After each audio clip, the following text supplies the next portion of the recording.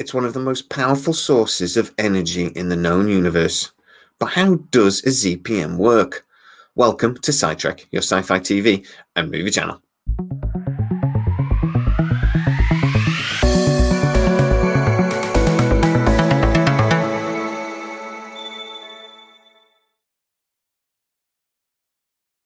A ZPM, or a zero-point module, is a crystal structure about really big.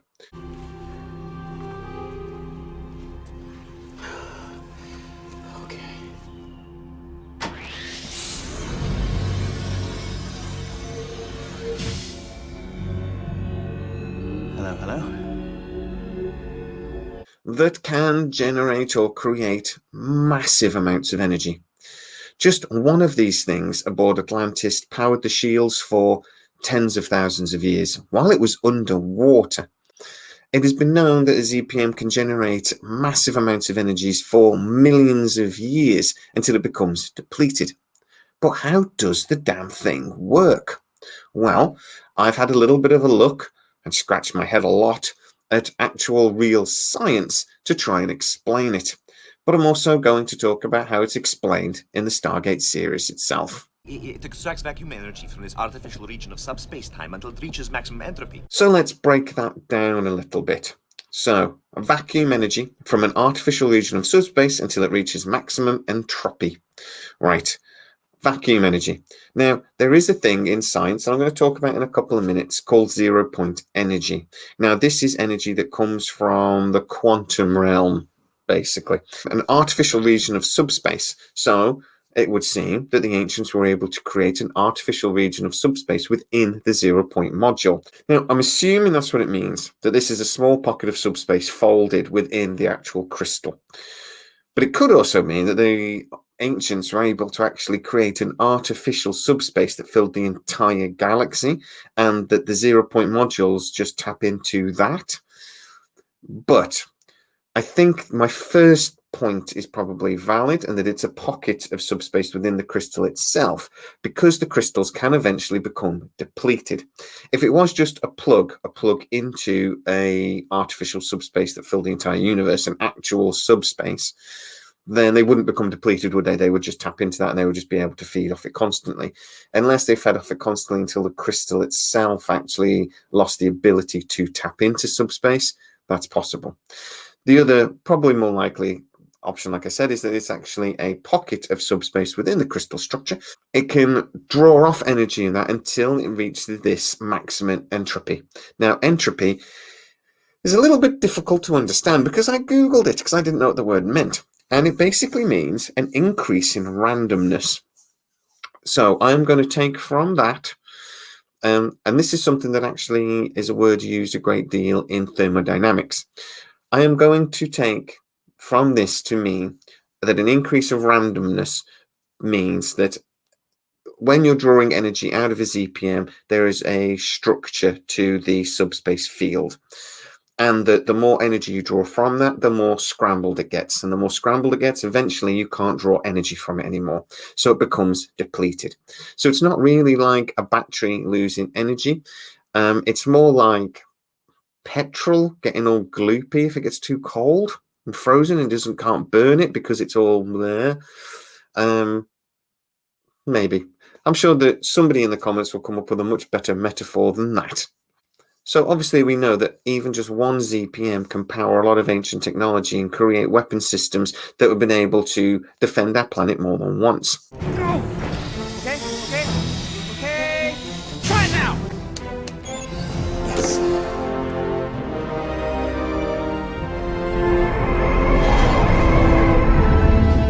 But how much of the actual technobabble of the zero-point energy, etc., is based on any sort of reality? And how much energy would we be talking?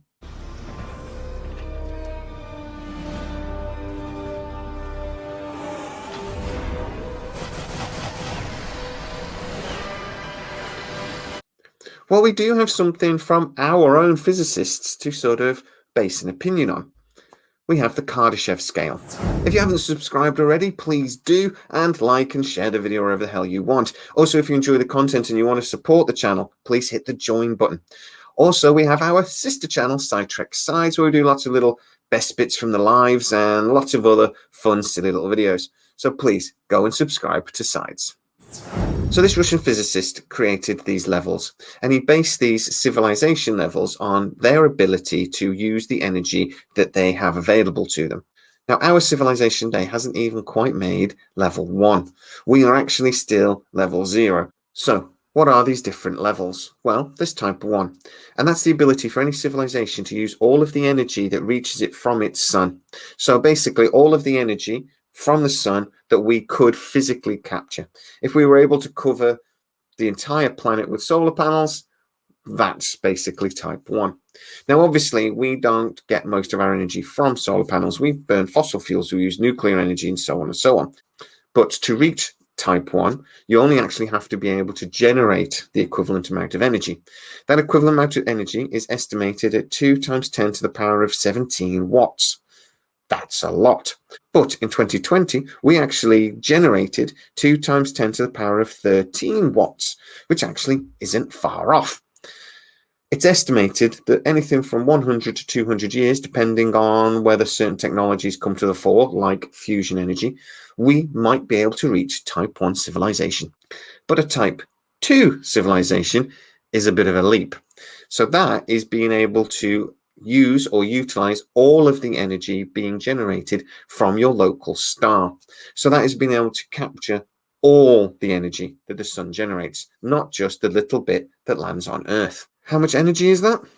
4 times 10 to the power of 26 watts, which is again a very big number that I can't quite imagine, but it's a lot of light bulbs. Now, if you're a Trekkie, you'll remember something called the Dyson sphere. Now, this is a theoretical object that you can actually build around a sun. In the 20th century, a physicist called Freeman Dyson postulated the theory that an enormous hollow sphere could be constructed around a star. This would have the advantage of harnessing all the radiant energy of that star. But obviously, it would be quite a big structure. Just go and Google how big the sun is for a second. The theory is, though, that if you could build a Dyson sphere, your civilization would have almost unlimited energy. It would never need any other sort of power source because it would have a constant energy source from the sun. How long until we could reach that sort of level? Well, we're not going to build a Dyson sphere, but we could potentially generate that much electricity. And we might be able to get there in the next 100,000 years. Type 3. That is your ability to absorb or use all of the energy generated by your entire galaxy. Right, now that is a crap load of energy. I don't even have an estimate for how much energy that is. It's based roughly on the luminosity of all the stars that we can see, but it's a very, very large number.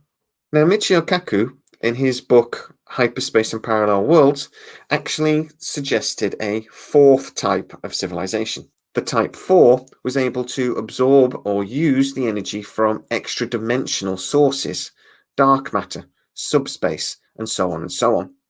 So if we are going to put the ancients on this scale, they would actually be a type 4 civilization because they had learned how to absorb or use energy from an extra-dimensional source, a subspace bubble. But what exactly is ZPE, or zero-point energy? Because that's what we're talking about. I assume they mean from a 0-point module. Well, 0-point energy is the lowest form of energy in the quantum scale. So even when atoms and everything that make up the universe are completely at absolute zero, they still have some energy. And that energy is called 0-point energy. This means that actually even at absolute zero, atoms and things still move around a little bit. This leads into a problem with sort of the transporters. Again, if you're a Trekkie, you might have heard of something called the Heisenberg compensator. More signal. They're losing their pattern. Oh no, they're forming.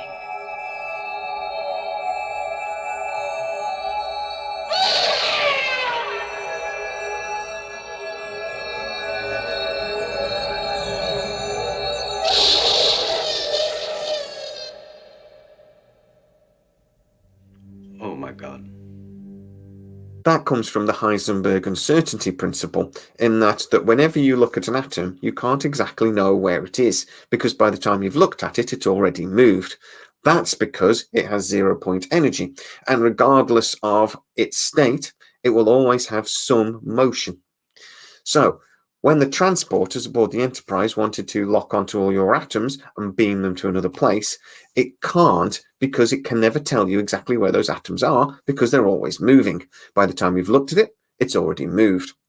So it has the Heisenberg compensator to compensate for that fluctuation and to allow the transporters to work.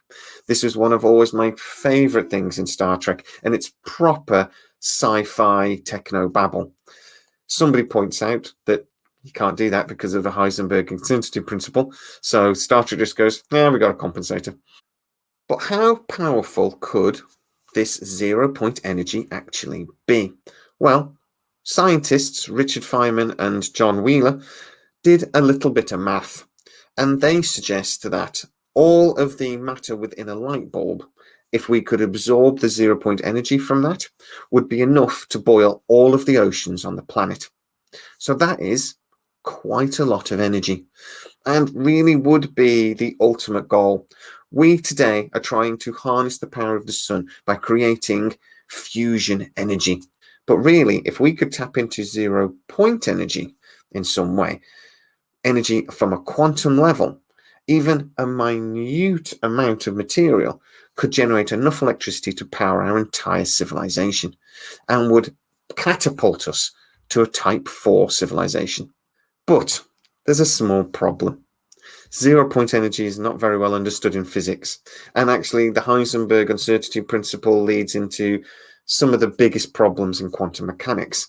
It's not really well understood, and for one scientist that says this actually could generate massive amounts of electricity and that 0-point energy could be actually more powerful than any other of the radiation or electromagnetic energies, there are other scientists that say no, it isn't, and it wouldn't be able to generate any energy, and the vacuum energy from a ZPM wouldn't even power a light bulb.